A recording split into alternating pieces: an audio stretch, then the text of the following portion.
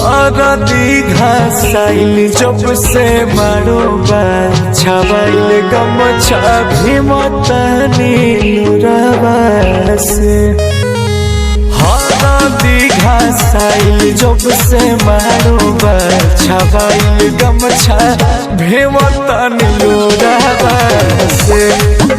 अरे हरा दीघा साइल जब से मारो बाल छावाइल गमछा भीमतनी नुरवा से।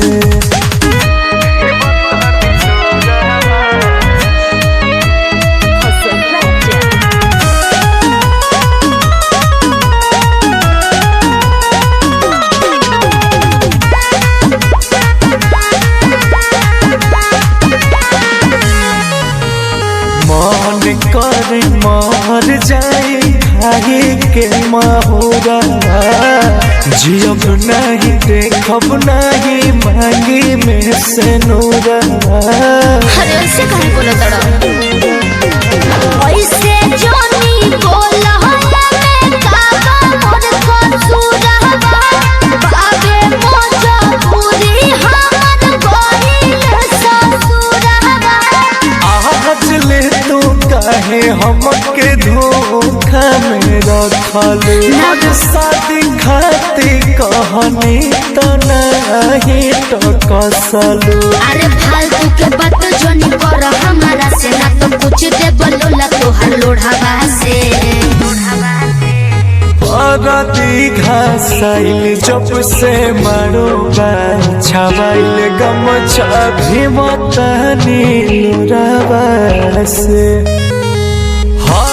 दीघा साइल जब से मारो बाल छावाइल गमछा भीमतनी नुरवा से। अरे हरा दीघा साइल जब से मारो बाल छावाइल गमछा भीमतनी नुरवा से।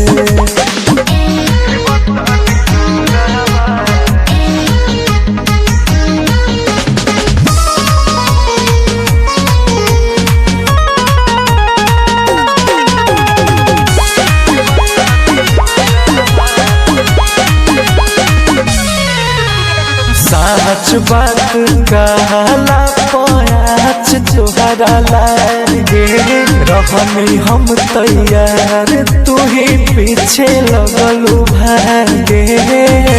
ना हो काहे नहीं पापा से बात लाके बोइलो बोइलो हमसे बात जमन एको नानी भइलो। ए बेरा तो बड़े बड़े निकलता रे बोली आमान करे आके तोहके मार दे गोली। राखो पटेल जी के सुनो ये अंकुश बांधी के नहीं के डोरावा से। दीघा साइल जब से मारो बाल छावाइल गमछा भीमतनी नुरवा से।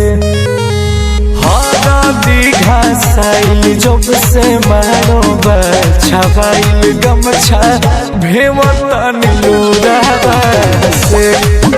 अरे हरा दीघा साइल जब से मारो बाल छावाइल गमछा भीमतनी नुरवा से।